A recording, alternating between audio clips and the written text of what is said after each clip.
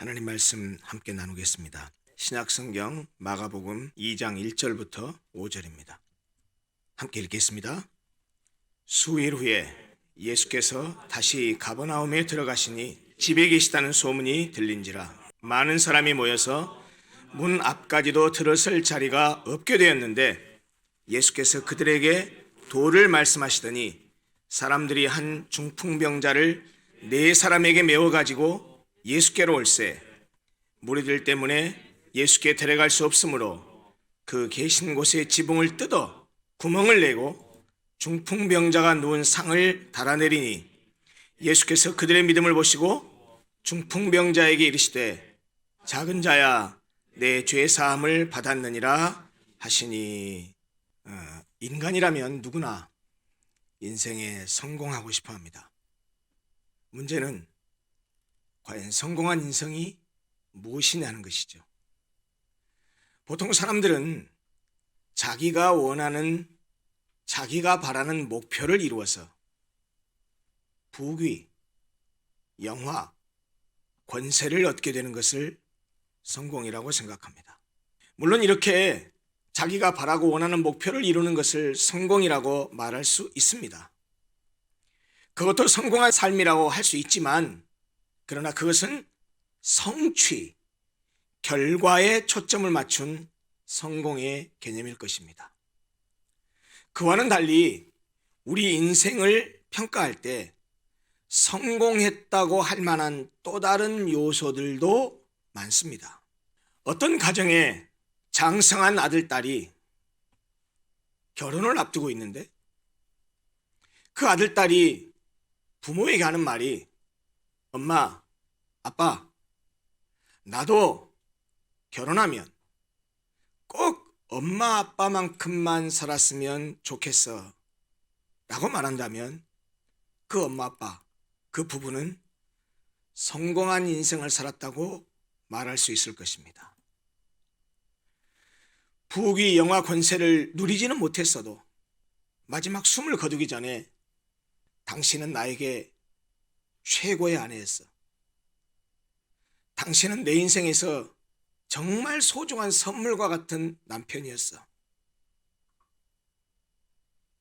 다시 태어나도 당신과 함께 살고 싶어 라고 말하고서 숨을 거둔다면 남겨진 배우자는 아마 그 사람은 적어도 성공한 인생을 살았다고 말할 수 있을 것입니다.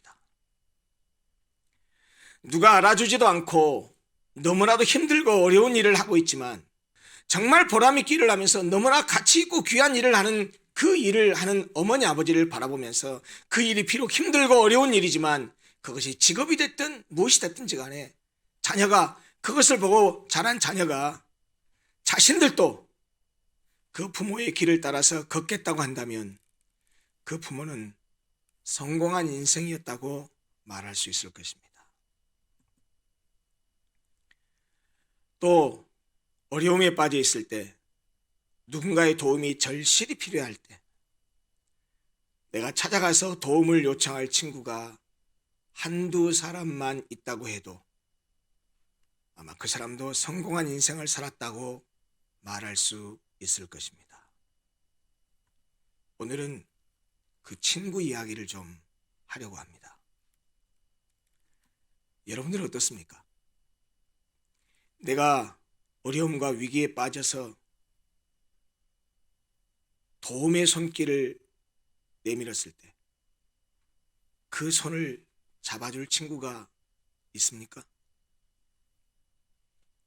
내가 어려움에 처했는데 손을 내밀었는데 그 손을 잡아주고 도움을 주는 친구가 있다고 한다면 그 사람은 성공한 인생 산 거 아닙니까? 내가 힘들고 지쳐 쓰러져 가고 있을 때 나에게 다가와서 내 어깨를 두들겨주고 내 등을 어루만져주면서 진심으로 격려와 위로의 말을 건네면서 용기를 북돋을 친구가 있습니까? 누구에게도 말하지 못할 깊은 내면의 고통과 괴로움이 있을 때 내 속을 다 털어놓고 함께 이야기할 친구가 있습니까? 나의 고통과 아픔을 이해해주고 내 눈물을 닦아줄 친구가 있냐는 말입니다. 이런 질문을 받았을 때 여러분들에게 누군가가 버떡 떠오른다면 저는 그 사람은 성공한 인생을 살았다고 말할 수 있다고 생각합니다. 이런 질문들 앞에서 우리 교회 성도들은 다른 어떤 누군가를 떠올릴 수도 있었으면 좋겠지만 그보다는 더 우리 교회 성도들 중에 누군가를 떠올리게 될 수 있었으면 좋겠습니다.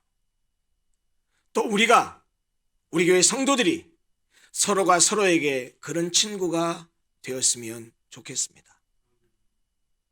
그저 일주일에 한 번씩 예배당에 오면 서로를 호칭할 때 아이고 장로님, 권사님, 집사님 하면서 의례적인 인사를 하는 그런 사이가 아니라 우리 교회 성도들은 서로가 서로에 대해서 마음을 함께 나눌 수 있고 속마음을 털어놓을 수 있고 내 하소연을 들어줄 수 있고 내 마음을 이해해 줄 수 있는, 내가 힘들고 어려울 때 힘이 되고 도움을 줄 수 있는 그런 친구가 서로가 서로에게 되어줬으면 좋겠다는 말입니다.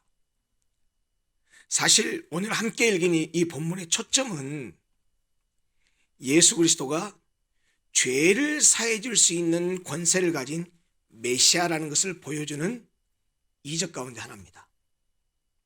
그러나 저는 오늘 본문의 포커스를 예수님이 아닌 이 중풍병자와 그의 친구들에게 맞춰서 도대체 친구라는 것이 무엇인지, 한 걸음 나아가서 신앙 공동체를 이루고 있는 우리가 서로가 서로에게 어떤 사람이 되어야 하는지에 대해서 함께 나누려고 합니다. 오늘 함께 읽은 본문에 나오는 주인공인 이 중풍병자는 참으로 불행한 사람입니다. 왜요? 친구 4명이 그 사람을 들쳐매가지고 예수님께 나아간 것을 보면 그 중풍병자는 자기 힘으로는 거동조차 제대로 할 수 없는 그 정도의 중증의 병을 앓고 있는 사람이기 때문에 참 불행한 사람이라고 말할 수 있습니다. 그러나 반면에 그는 비록 그런 중증의 병자였지만 뒤집어 놓고 보면 참으로 행복한 사람인 것 같습니다. 왜요? 그의 친구들 때문입니다. 거동할 수 없는 그를 낫게 하기 위해서 어려움과 역경을 무릅쓰고 예수님 앞으로 데리고 간 이 4명의 친구가 있었기 때문입니다. 우리 교회 성도들도 서로가 서로에 대해서 이런 친구들이 되었으면 좋겠다고 제가 오늘 설교의 서두에 말씀드렸는데, 이 본문에 등장하는 중풍병자의 4명의 친구들을 보면 참된 친구, 좋은 친구, 우리가 이상적으로 지향해야 될 친구가 어떤 친구인지를 분명하게 알 수 있고 또 그들이 분명하게 우리에게 보여줍니다. 한마디로 요약해서 결론부터 말하자면 그들은, 이 중풍병자의 4명의 친구들은 중풍병으로 고생하는 그의 친구를 안타까워했고 어떻게든 도움이 되려고 했습니다. 그들은 평소에도 아픈 친구의 슬픔과 괴로움을 함께 했으리라고 생각됩니다. 병중에 있는 친구가 하루속히 건강을 회복하기를 간절히 바라고 바랬던 것 같습니다. 그렇지 않고서는 지붕을 뜯어가면서까지 그 중풍병자 친구를 예수님 앞에 데려가지 않았을 것이기 때문입니다. 진짜 친구는 이렇게 친구의 아픔과 괴로움을 함께 짊어지는 사람입니다. 친구의 아픔과 괴로움을 함께 짊어진다는 것은 단순한 동정심이나 불쌍한 마음을 갖는 것이 아닙니다.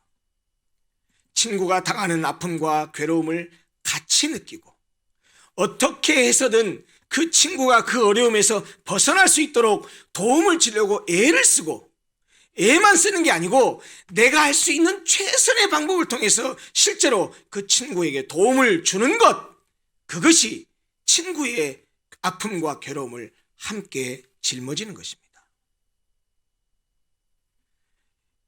예수님이 이렇게 말씀하셨습니다.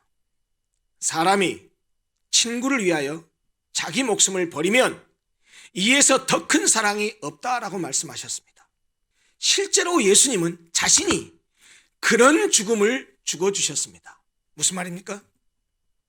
예수님은 우리를 친구로 여기시고 또 우리의 참된 친구가 되어주셔서 죄로 인해서 우리가 당해야 될 처참한 형벌을 그분이 대신 짊어지시고 친구인 우리를 대신해서 십자가에서 죽어주셨습니다. 그래서 우리를 지옥에서 건져주셨고 우리를 죄와 사망에서 구원해 주셨습니다. 오늘 본문에 나온 이 중풍병자의 4명의 친구들, 이들도 친구가 겪는 아픔과 괴로움을 함께 짊어진 이들의 헌신과 희생, 그리고 그들의 수고가 그 친구의 영혼을 살려냈고 구원해냈습니다. 그들이 중풍병자를 들쳐매고 주님 앞으로 나아갔다는 것은 친구의 아픔과 괴로움을 함께 짊어졌다는 것을 의미합니다. 그것이 바로 참된 친구입니다. 인디안 속담 가운데 친구와 관련된 속담이 하나 있는데 이런 속담이 있습니다. 친구란 내 아픔을 등에 지고 가는 자다. 사실 교회 안에서 이런 친구가 되어지는 것이 그리 쉬운 일이 아닙니다. 그러나 교회 공동체의 구성원들은 서로가 서로에 대해서 이런 친구가 되어 주어야 되고 이런 친구가 되는 것이 마땅합니다. 교회에서 가끔 누가 자신의 어려운 사정을 이야기하면 그래요. 힘드시겠네요. 기도할게요. 라고 말하곤 합니다. 근데 말이죠. 이 기도할게요. 라고 하는 이 말이 아이고 안 됐네요. 어떡하죠? 그런 뜻을 담고 믿음 있는 사람이 할 수 있는 아주 교양 있는 인사말처럼 하는 그런 형식적이고 의례적인 말이라면 안 하는 게 낫습니다. 앞에서는 기도할게요 해놓고 돌아서는 순간에 잊어버린다고 한다면 아까도 말씀드렸지만 신앙적인 표현을 가장한 위선이라는 것이죠. 어렵고 힘든 믿음의 지체를 보면 그의 아픔과 괴로움을 자신의 어깨 위에 짊어질 줄 알아야 합니다. 그렇게 지체의 고통을 내 어깨 위에 짊어질 줄 알아야 그 지체의 아픔과 괴로움을 함께 느끼면서 그를 위해서 손을 모으게 됩니다. 어깨라도 두들겨주면서 힘내라는 격려의 말 한마디라도 건네줄 수 있습니다. 문자를 하거나 전화 한 통화라도 해서 진심 어린 격려의 말을 한마디라도 할 수 있습니다. 시리에 빠져있는 그를 불러내서 맛있는 저녁 한 끼라도 사주면서 집사님 힘내세요 라고 위로하고 격려하는 것, 그것이 진짜 사랑입니다. 그것이 진짜 친구가 할 일입니다. 교회 지체 가운데 누군가 아파서 교회에 못 나가겠다고 하면 또 그리고 아이고 나 지난주에 아파서 못 나왔어요 라고 말하면 그 사람한테 믿음 없이 왜 그래? 아이고 김집사 회개 기도해야 되겠구만. 아프더라도 교회 와서 아파야지. 주일은 지켜야지 라고 그렇게 말해서는 안 됩니다. 아프고 힘든 일이 생기면 혼자 주님 붙잡고 기도하면서 이겨내야지. 신앙적인 원론적인 얘기죠. 맞는 얘기죠. 그러나 여러분 먼저 그들에게 필요한 것은 그들을 이해하고 그들을 보듬어 주는 것이 먼저입니다. 어떻게 건강은 회복되셨어요? 몸은 괜찮아지셨어요? 라고 말하는 게 먼저지. 집사가 돼가지고 주일날 안 나와? 이렇게 말하는 거 아닙니다. 함께 예배드리고 함께 찬송하고 함께 신앙생활을 하는 같은 교회 성도, 같은 교회 교우라고 하면서도 자신의 속사정은 절대로 노출하지 않습니다. 항상 좋은 것만 얘기하고 그리고 항상 믿음의 간증만 하려고 합니다. 여러분 그것도 올바른 것이 아닙니다. 아프면 아프다고 말씀하십시오. 힘들면 힘들다고 말씀하십시오. 그리고 누군가 아프고 힘들다고 하면 아무런 영혼 없이 기도하면 해결돼요. 기도하세요. 이런 상투적인 말은 하지 마십시오. 심지어 어렵고 힘든 그런 점을 내가 참 누구를 신뢰해서 얘기했는데 상담하듯이 얘기했는데 그 얘기를 들어가지고 다른 사람에게 막 전달하면서 그 어렵고 힘든 점을 마치 안주 삼아 씹는 것처럼 그렇게 해서도 절대로 안 됩니다. 정말 그 많은 사람은 상처받습니다. 먼저 그 사람에게 진심 어린 위로와 격려를 해주고 용기를 북돋는 말을 해줘야 하지 않겠습니까? 그리고 그를 위해서 기도해주고, 그리고 그에게 도움이 될 수 있는 일이라면 실제로 도움의 손길을 펼치는 것이, 그것이 온전한 성도의 모습입니다. 또 있습니다. 자신은 신앙의 정도를 걷는다고 생각하면서 믿음이 별로 없어 보이는 사람들에게 신앙적으로 맨날 가르치려고만 했어도 안 됩니다. 하루에 성경 석 장씩만 읽어봐. 말씀 묵상하고 암송해봐. 당신 그렇게 어려운 점이 있다며? 그러면 금식을 하든지 작정기도 한번 하든지 한번 해봐. 그런데 이렇게 신앙적인 처방책만을 내리려고 해서는 안 됩니다. 신앙적으로 이러쿵저러쿵 하기 전에 먼저 그의 부족한 믿음을 안타깝게 생각해야 됩니다. 그리고 어떻게 그를 신앙적으로 도울 수 있을까를 생각해야 돼요. 나아가서 그의 아픔과 괴로움을 나의 등에 짊어져서 함께 공감하고 그를 이해해 주는 것이 먼저입니다. 그리고 나서 그에게 거룩한 신앙적인 조언을 하는 것이 좋죠. 그러나 그에게는 먼저 따뜻한 위로의 말 한마디를 건네고 그를 이해하고 공감하면서 그에게 신앙적인 조언을 하면 얼마나 좋겠느냐는 말입니다. 오늘 본문의 중풍병자의 네 친구들은, 제가 서두에 말씀드렸지만 어떤 친구가 진짜 친구인지를 우리에게 너무나 잘 보여줍니다. 예수님께서 오셨다는 소식을 듣고 가버나움 온 동네 사람들이 전부 다 모여들었습니다. 이미 예수님의 가르침과 그의 병 고치는 기적에 대한 소문이 바닥에 소문이 났기 때문에 예수님이 그 마을에 들어온다는 소식을 듣고 온 마을 사람들이 다 몰려들었습니다. 중풍병자의 친구들도 그 소문을 들었습니다. 그들은 아픈 친구를 예수님께 데리고 가기만 하면 예수님이 고쳐주실 것이라는 믿음도 있었습니다. 그래서 이 친구를 들쳐매고 예수님께 데리고 갔습니다. 그러나 4명의 친구들이 이 친구를 들쳐매고 갈 때는, 그래, 우리가 예수님께 이 친구를 데리고 가기만 하면 그분이 분명히 고쳐줄 거야 라는 그런 기대를 하고 갔는데, 현장에 딱 도착해서 보니까 그 기대는 실망으로 변해버렸습니다. 워낙 많은 사람들이 몰려와서 그 중풍병에 걸린 친구를 예수님 앞에 데리고 갈 수가 없는 겁니다. 아이고, 안 되겠다, 다시 돌아가자, 방법이 없네, 이렇게 낙심할 수도 있었을 것입니다. 포기할 수도 있었을 것입니다. 그런데 그들은 포기하지 않았습니다. 그들의 절박함과 의지가 더 강렬했기 때문입니다. 무슨 말입니까? 어떻게 해서든 자기 친구를 낫게 해야 된다는 그 친구에 대한 사랑이 그들을 포기하고 돌아서지 못하게 했습니다. 그리고 그들의 친구의 병을 낫게 해야 한다는 친구에 대한 사랑과 절박함이 생각지도 못한 기발한 방법으로 불가능을 가능케 했습니다. 문으로 들어갈 수 없으니 지붕으로 올라가서 지붕을 뜯어서 구멍을 낸 후에 중풍병자 친구를 위에서 그 침상을 달아 내린 것입니다. 이스라엘의 지붕은 건축 양식이 우리나라 슬라브 형식처럼 지붕 위가 평평합니다.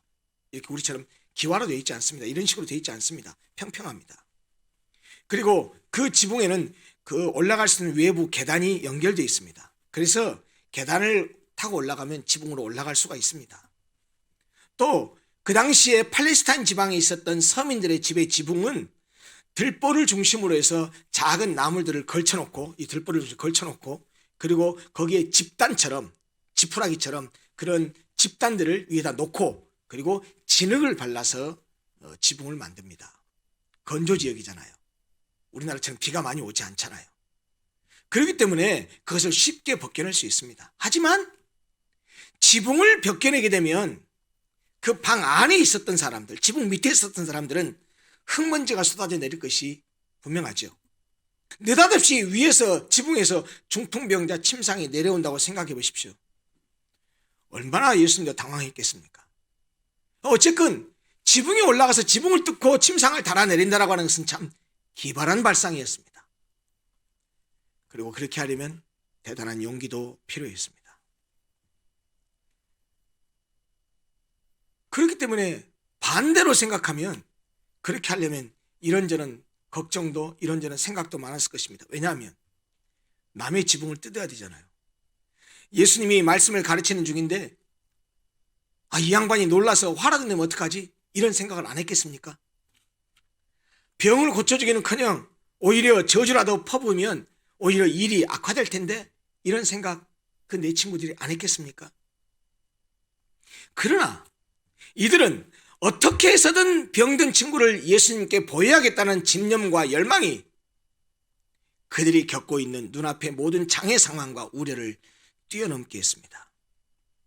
사실 어찌 보면 지붕이야 문제가 되면 나중에 사과하고 고쳐주면 되고 예수님께서 노하시더라도 자초지종을 설명하면 이해하실 것 아니겠습니까? 어찌됐든 이들에게는 오직 친구가 낫기를 바라는 마음이 가장 강렬했다는 것이죠. 여러분, 사랑을 하면 열정이 있으면요 불가능한 것을 가능하게 할 수 있는 방법이 보입니다. 관심을 가지면 없던 길도 길이 보입니다. 무엇을 하려고 하면 무엇이 보이고 방법이 보이고 무엇을 하지 않으려고 하면 무엇이 보이고 핑곗거리가 보인답니다. 그들은 불가능한 것 같은 상황에서 포기하지 않았는데 문제와 장애물이 그들 앞에 놓여 있었지만 그것을 문제로 장애물로 여기지 않았습니다. 더 창조적이고 혁신적인 방법으로 예수님께 나아가는 방법을 생각해 냈다는 것입니다. 우리가 서로가 서로에게 이런 친구가 되려면 나보다 힘들고 어려운 사람에게 친구가 되려면 넘어서고 극복해야 될 장애물들이 있을 수 있습니다. 비단 친구가 되는 데에만 그런 것은 아닙니다. 교회 공동체를 섬기고 하나님께 헌신하는 일도 내가 섬기고 헌신할 수 없도록 하는 그런 장애물이 가로막혀 있을 수 있습니다. 하나님에 대한 사랑이 넘치면 장애물을 제거할 수 있는 방법이 분명히 보인다는 것이죠. 반대로 헌신하지 않고 섬기려고 하지 않으려는 마음을 갖게 되면 그럴싸한 핑곗거리가 보입니다. 아까도 말씀드렸지만 교회를 섬길 때도 사랑이 있고 열정이 있으면 방법이 보이지만 하지 않으려고 하면 핑곗거리만 보이거든요. 이렇게 생각할 수 있어요. 그걸 내가 왜 해야 돼? 다른 사람 하면 되지. 목사님도 계시고 믿음 좋은 장로님도 계시고 권사님들도 계시는데 그걸 내가 왜 해야 돼? 나 할 일 많아. 아무리 하나님 일이라고 해도 아무리 신앙 공동체를 위한 일이라고 해도 내 일을 제껴도 갈 수는 없잖아. 그 말 맞아요. 근데 그것이 핑계가 되면 안 된다는 것이죠. 내 앞가림도 못하는 주제에 내가 무슨 교회 일을 해? 서로에게 진정한 친구가 되어주는 아름답고 건강한 공동체를 만드는 것은 결코 쉬운 일이 아닙니다. 그러나 분명한 것은 그런 공동체를 이루는 것은 우리가 이루어야 될 교회의 마땅한 모습임에는 틀림없습니다.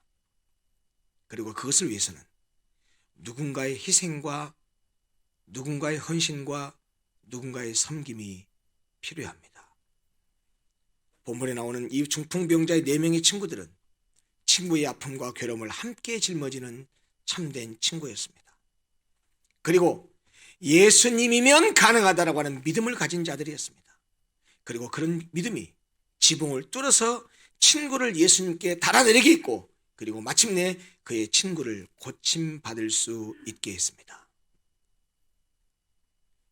4명의 친구들에게는 중풍병자 친구를 고칠 능력이 없었습니다. 그러나 그들에게는 친구를 사랑하는 마음과 예수님에 대한 믿음이 있었습니다. 지붕을 뚫어서까지 친구를 예수님 앞에 달아내렸던 것은 예수님은 그 친구를 고칠 수 있다는 그들의 믿음 때문이었습니다.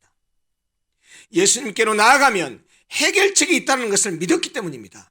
병든 친구를 예수님께 데리고 가기 위해서 지붕까지 뚫은 이 친구들의 행동은 예수님이면 가능하다는 그들의 믿음 때문이었다는 말입니다. 그리고 바로 그들의 믿음이 친구의 병을 낫게 했습니다. 그런데 예수님은 이 친구들의 이 황당한 행위를 믿음으로 간주하셨습니다. 2장 5절 한번 보시겠습니까? 이렇게 말합니다. 예수께서 그들의 믿음을 보시고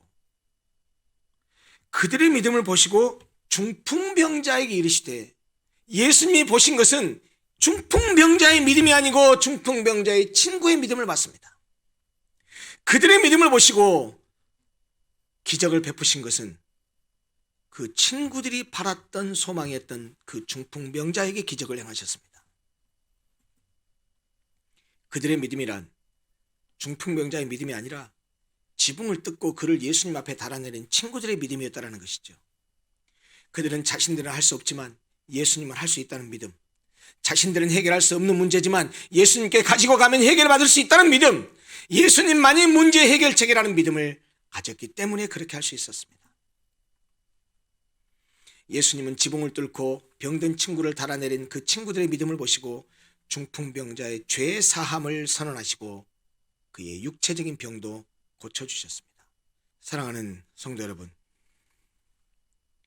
우리 공동체 안에 우리가 함께 짊어져야 될 아픔과 괴로움을 가진 친구들이 있습니다.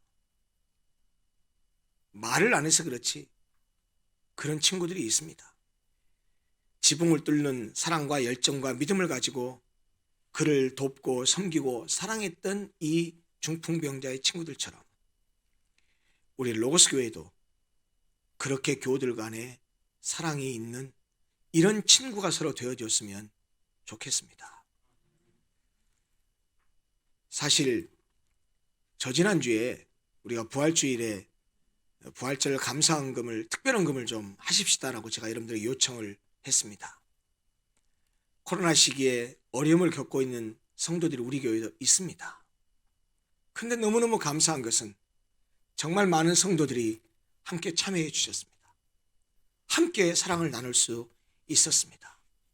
사실 목사로서 여러분들에게 얼마나 감사한지 모릅니다. 그리고 마음 가운데 그런 생각이 있었습니다. 그래, 우리 교회가 계속 이런 교회가 됐으면 좋겠다. 사랑과 섬김의 공동체가 되는 겁니다.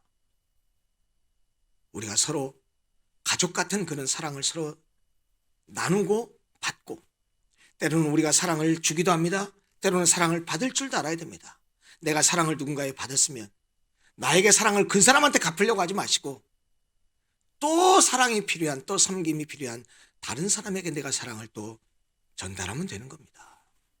그러면서 이 예수 그리스도가 십자가 위에서 보여준 그 사랑의 정신을 우리 공동체가 지속적으로 확산해가고 확장해 가면서 우리 교회부터 그런 사랑의 공동체가 되고 우리 교회 구성원들이 포진해 있는 직장, 사회, 학교 어디든지 가서 우리가 그런 사랑을 실천하고 보임으로써 우리가 있는 곳이 하나님의 사랑을 실천하는 그런 장소가 되어서 우리가 가는 곳이 하나님의 나라가 되고 우리가 가는 그런 삶을 통해서 하나님의 나라가 확장되는 그런 교회 공동체가 됐으면 좋겠습니다.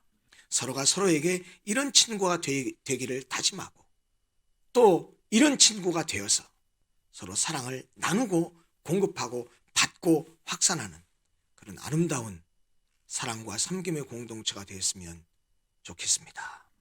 기도하겠습니다.